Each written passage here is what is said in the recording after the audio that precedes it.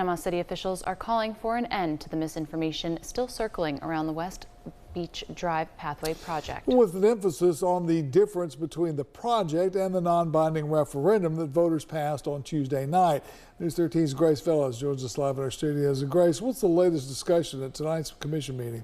Some Panama City residents argued the wording of the referendum was biased. City officials responded to public comment by taking the opportunity to clear up some of the common misconceptions about the total amount of the funding, specifically false claims about what they've already spent on the project's design. The city seeks to save face by placing a totally biased referendum on the April 22nd election. This is an attempt to silence the voices of the mayor and commissioners by threatening them with possible election interference if they discuss it at Panama City Commission meetings. Those words come straight from Mayor Doc Rowan's first campaign letter he admitted to sending to over 5,000 residents just 2 weeks ago. In that same letter, Rowan wrote in bold, the city has spent over $1 million for engineering plans and legal fees for the project. While the election is over for the referendum, and city officials are now able to clear up some of that misinformation regardless of who spread it. We keep hearing from some folks that, we've already spent over $1 million to design this path, and that is factually incorrect. We have spent over $1 million, or right at $1 million, for the purpose of the design, as well as the environmental surveys and review of the project, the surveying, the legal fees to look at every single deed to make sure, again, which this commission has been committed to the entire time, to keep the path within either the state maintenance or the city's platted right-of-way. Plus, we brought in a horticulturist, we brought in an arborist, we looked at every single tree. We did public outreach with this. We had 4 public meetings.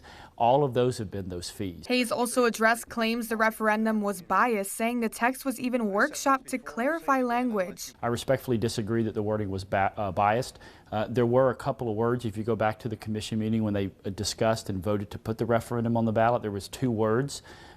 It was enhanced landscaping and then beautification. The decision was made to pull those 2 because they felt those were more subjective. But the words that remained, environmental improvements, pedestrian safety improvements, engineering enhancements, those are objective words. The city's attorney joined in on the discussion that the money already spent will be covered by the $8 million grant, which drew a comment from Mayor Rowan. Are the legal fees covered by the grant? And it sounded to me like you think they probably are. Am I misquoting you? No, they should be, absolutely. So they should be. Right. So, okay. So the answer to his question is they should be covered. Obviously, we won't know until you send them a bill and get it back.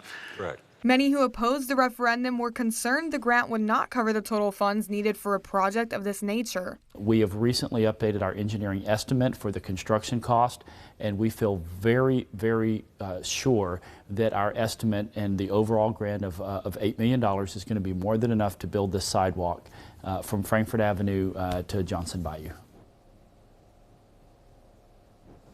The non-binding referendum passed, but it's non-binding. So what's next? Hayes says the city is continuing communication with the DOT as originally intended. They'll review the plans and decide if they'll grant the city the right-of-way construction permit to build the path. Grace, is there any concern over the effects of downtown businesses? Hayes maintains the city is committed to moving commerce quickly and safely into downtown Panama City. He adds they are currently debating the lane sizes for the project, but he believes the lanes don't need to be any wider than 11 feet. Grace, thanks much. It's Grace Fellows reporting live here in our studios.